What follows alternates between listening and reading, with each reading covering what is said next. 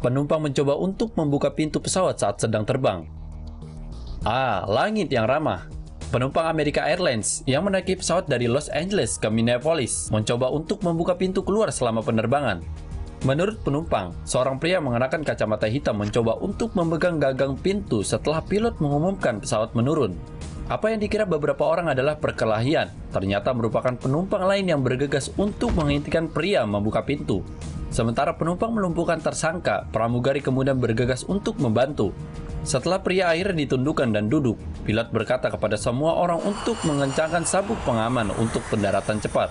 Setelah penerbangan sampai di tanah, beberapa perwira mengawal pria turun dari pesawat. Sejak itu penyelidikan telah diserahkan kepada FBI.